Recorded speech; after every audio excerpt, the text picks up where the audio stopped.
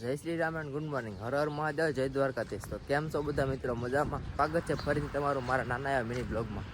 મિત્રો, કાલ 5 વાગ્યાના અમે આ મંદિરે રોકાણા હતા. સાવણ માતાનું મંદિર છે. અમે બંને ભાઈઓ આવ્યા સુતા હતા અને આ બંને ભાઈઓની સાયકલ છે. બસ અત્યારે વાગી ગયા છે 7 અને અમે હવે સામાન બાંધી સાયકલમાં નીકળશું દ્વારકા તરફ. દ્વારકા અહીંથી થાય છે 55 કિલોમીટર જેટલું દૂર. કાલે હતું 65 કિલોમીટર, પણ કાલે અમે સાયકલ નહોતી આવી. 5 વાગ્યાના અહીંયા હોલ્ટ કરી ગયા હતા. આ સાવણ માતાનું મંદિર છે. ભાઈ આ બંને ભાઈઓ રોકાણા હતા. ના છે અમારા બંને ભાઈઓની સાયકલ ને આ પેડો છે અમારા સામાન. તો બસ સામાન બાંધી દઈએ સાયકલમાં, નાસ્તો કરી લઈએ અને નીકળીએ આગળ. તો બસ કન્ટિન્યુ રહેજો વિડીયોમાં.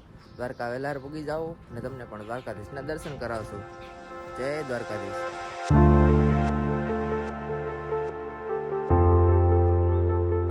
મિત્રો, અમે નાસ્તો પાણી કરીને અને બંને ભાઈઓ નીકળી ગયા છે દ્વારકા તરફ. દ્વારકા થાય છે આઈ થિંક 50 થી 55 કિલોમીટર જેટલું.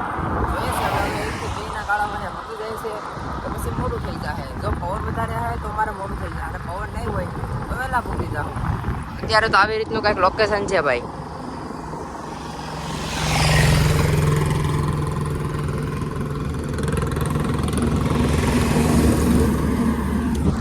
બસ ખાલી તમે તમારા ભાઈને સપોર્ટ કરતા રહેજો. ચેનલમાં નવા હોય તો સબસ્ક્રાઈબ કરવાનું ભૂલતા નહીં, એટલે કોમેન્ટમાં જય દ્વારકાધીશ લખતા જાય.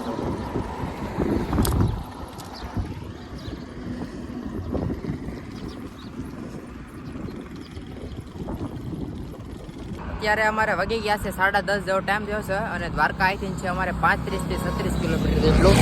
જોઈ શકો છો આવી રીતનો કંઈક રસ્તો છે. બસ હવે આગળ જવા માટે તૈયાર છે. બસ વિડીયોમાં ખાલી કન્ટિન્યુ રહેજો.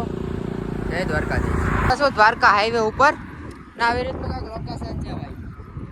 તમે જોઈ શકો છો રસ્તા કેવા છે. ભાઈ મોટા મોટા એટલા ઢાળ આવે ને, સાયકલ અમે હાકીને તો દૂરની વાત છે, અને ધક્કો મારી મારીને વગા વગ ચડાવી. ને ભાઈ તડકો પણ એટલો જ થઈ ગયો છે. અત્યારે વાગ્યા છે 12 ઉપર થઈ ગયું છે. અને દ્વારકા અમારથી અહીંથી દ્વારકા અમારાથી હજી 22-23 કિલોમીટર છે. કાંઈ વાંધો નહીં. બાકી બધાને જય દ્વારકાધીશ. તો ફાઇનલી મિત્રો, સવારના અમે સવારના 7 વાગ્યાના નીકળ્યા હતા. અત્યારે હાલ પૂગી ગયા છે દ્વારકા. દ્વારકા અહીંથી થાય છે ખાલી 6 કિલોમીટર દૂર. તો બસ ખાલી વિડીયોમાં કન્ટિન્યુ રહ્યો. આડી 10 થી 15 મિનિટમાં અમે દ્વારકા પૂગી જઈએ અને તમને પણ દ્વારકાનો નજારો બતાવીએ. તો ફાઇનલી મિત્રો, અમે પૂગી ગયા છે દ્વારકા, કૃષ્ણ ભગવાનની નગરીમાં. તમે જોઈ શકો છો મંદિર દેખાય.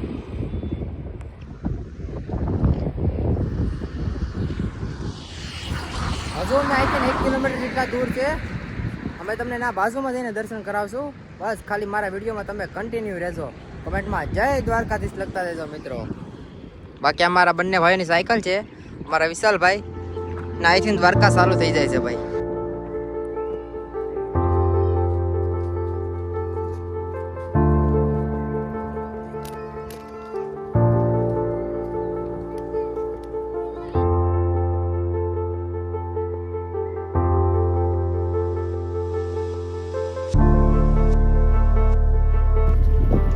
દ્વારકા પૂગી ગયા છે અને અત્યારે અમે રોકાવાના છે આશ્રમમાં. આસ્થા આશ્રમ છે.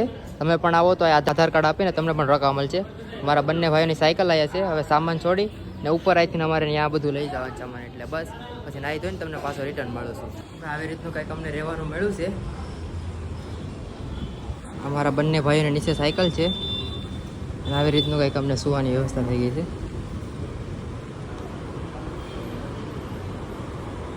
અમારા બંને ભાઈઓનો સામાન છે. મિત્રો, નાહી ધોઈને કમ્પ્લીટ થઈ ગયા છે. હવે જઈએ છીએ અમે જમવા, કેમ કે વાગી ગયા છે 4 અને અમે સવારથીનું કંઈ ખાધું નથી. એટલે હવે ડાયરેક્ટ જાઉં અમે જમવા.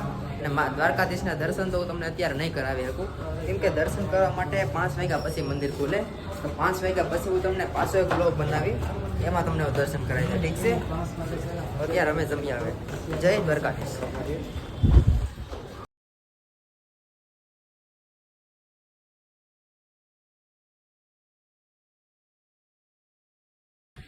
બાકી મિત્રો, દ્વારકામાં અત્યારે ટ્રાફિક તો છે, પણ એટલી બધી ટ્રાફિક નથી. અત્યારે અમે જાય છે કંઈક હોટલ ગોતીએ.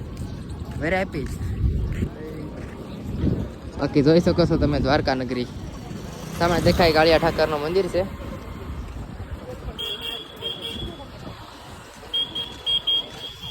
આ ગોમતી ઘાટ.